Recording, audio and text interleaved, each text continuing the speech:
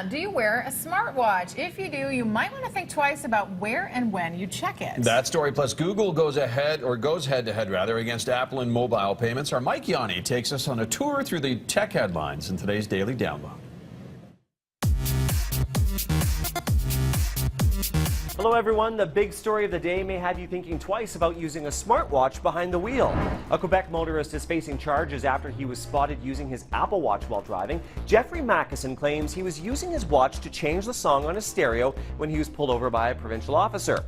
Mackison was given a $120 fine and 4 demerits. Quebec law states no person may use a handheld device behind the wheel. That includes smartphones. The question remains, does a watch fall into the same category?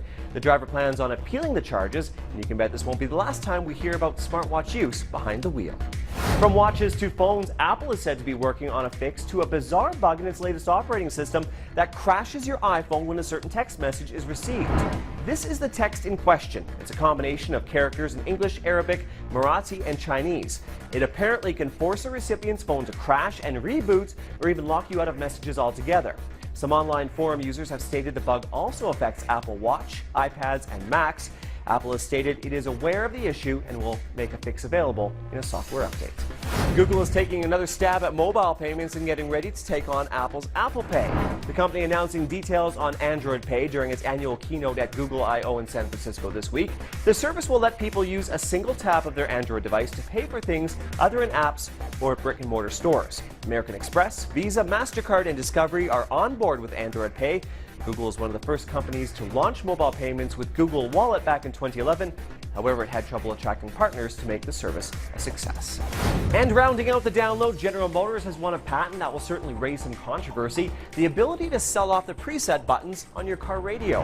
The patent would allow GM to auction off the rights to the presets to the highest bidder, meaning your buttons would automatically be tuned into certain stations from the moment you purchase your vehicle. The presets would be geo-fenced and may automatically change depending on which province or city you're driving in. Something to keep in mind: just because a patent has been awarded, it doesn't mean it'll turn into anything. GM may just want to keep the idea out of the competition's hands. I'm Mike Yanni, and that's your Daily Download. Interesting. Everything can be sold. The presets, eh? I often wonder if those presets are sold on rental cars. I bet. You know what I mean? Like, so when you get like a card from Budget or Hertz or whatever it happens to be, you tune it on and like, because I mean, you don't turn to figure out stations. You just kind of punch in a little bit. You're like, oh, that one will work. Yeah, I mean, unless you're really looking. Yeah, there you go. Stuff you should do is around the corner. There's a lot going on in Calgary this weekend. Including Nikki Payne, the very funny ladies at Yuck Yucks, but she'll join us in our 8 o'clock hour.